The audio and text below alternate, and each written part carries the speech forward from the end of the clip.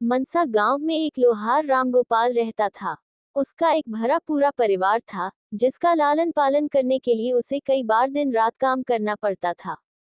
रोज की तरह आज भी काम पर जाने से पहले रामगोपाल ने अपना खाने का डिब्बा बांधने के लिए अपनी पत्नी से कहा। पत्नी जब डिब्बा लेकर आई तो रामगोपाल ने कहा, मुझे आज आने में देर हो जाएगी, शायद मैं रात को ही आऊं। इतना कहकर रामगोपाल अपने काम पर निकल गया। काम पर जाने का रास्ता एक जंगल से होकर गुजरता था। वहां जैसे ही रामगोपाल पहुंचा उसे कुछ आवाज सुनाई दी।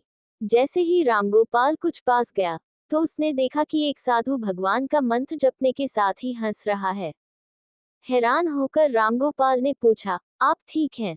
उस साधु को रामगोपाल नहीं जानता था, लेकिन साधु ने एकदम से उसका नाम लेकर कहा, आओ रामगोपाल बेटा, मैं तुम्हारा ही इंतजार कर रहा था। मैं भूखा हूँ, मुझे अपने खाने के डिब्बे से कुछ खिला दो। बाबा से अपना नाम सुनकर रामगोपाल हैरान था, लेकिन उसने कोई सवाल नहीं किया और सीधा अपना खाने का डिब्बा निकालकर उन्हें दे दिया। देखते ही देखते बाबा ने रामगोपाल का सारा खाना खा लिया। उसके बाद उस साधु ने कहा, बेटा मैं तो सारा खाना खा गया, अब तुम क्या खाओगे? मुझे माफ करना। रामगोपाल ने कहा, कोई बात नहीं बाबा, मैं काम के लिए बाजार जा रहा हूँ, तो मैं वहीं कुछ खा लूंगा। ये सुनकर उस साधु ने रामगोपाल को खूब आशीर्वाद दिया और भेंट के तौर पर एक हथौड़ा दे दिया। रामगोपाल ने कहा, आपका आशीर्वाद काफी है, मैं इस हथौड़े का क्या करूंगा, इसे आप ही रखिए। साधु ने जवाब देते हुए कहा, बेटा, यह मामूली हथौड़ा नहीं है, ये जादुई हथौड़ा है, जो मेरे गुरु ने मुझे दिया था और अब मैं तुझे दे रहा हूँ, क्योंकि तुम्हारा दिल साफ है। इसका इस्तेमाल अच्छे कामों के लिए ही करना और किसी दूसरे के हाथ में इसे कभी मत देना। इतना कहकर वह बाबा वहां से अदृश्य हो गए। रामगोपाल अपने हाथों में हथौड़ा लेकर बाजार काम करने के लिए चला गया। औजार बनाने से पहले उसके दिमाग में आया कि आज इसी हथौड़े से लोहा पीटता हूँ।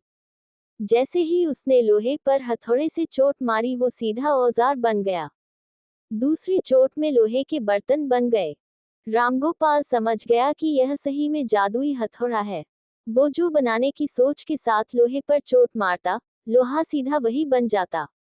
जादुई हथौड़े की वजह से रामगोपाल का काम जल्दी खत्म हो गया और वो अपने साथ ही उस जादुई हथौड़े को घर ले गया। इसी तरह रोज रामगोपाल उस हथौड़े से जल्दी काम खत्म कर लेता और कई बार ज्यादा बर्तन बनाकर उन्हें गांव के लोगों को भी बेच देता था। धीरे धीरे उसके घर के हालात पहले से कुछ ठीक होने लगे। एक दिन गांव का मुखिया उसके घर आया और बोला, हम गांव वालों को शहर जाने में बहुत ज्यादा समय लगता है, क्या तुम अपने हथौड़े से गांव और शहर के बीच आने वाला एक पहाड़ तोड़ने में मदद करोगे? इससे बीच में एक सड़क बना लेंगे और गांव से शहर का सफर आसान और छोटा हो जाएगा। मुखिया की बात सुनकर रामगोपाल ने उस जादुई हथौड़े से उस पहाड़ को तोड़ दिया। मुखिया और गांव के लोग बहुत खुश हुए और उसे खूब शाबाशी दी। पहाड़ तोड़ने के बाद घर लौटते समय लोहार के मन में हुआ कि इस जादुई हथौड़े से मेरा काम जल्दी हो जाता है, लेकिन कुछ ज्यादा फायदा तो हो नहीं रहा है। इसी सोच में डूबे हुए लोहार घर जाने की जगह दुखी होकर जंगल की तरफ चला गया।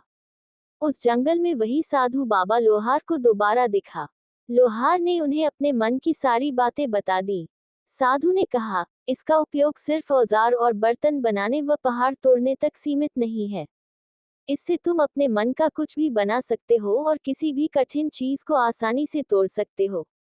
रामगोपाल ने अच्छे से साधु बाबा से उस जादुई हथौड़े को इस्तेमाल करने का तरीका सीखा।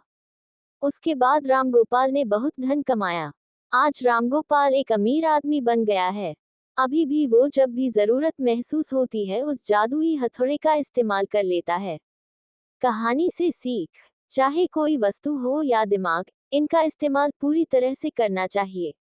साथ ही अपने पास मौजूद सामान का मोल समझना जरूरी है। व्यर्थ हताश होने से काम नहीं बनता।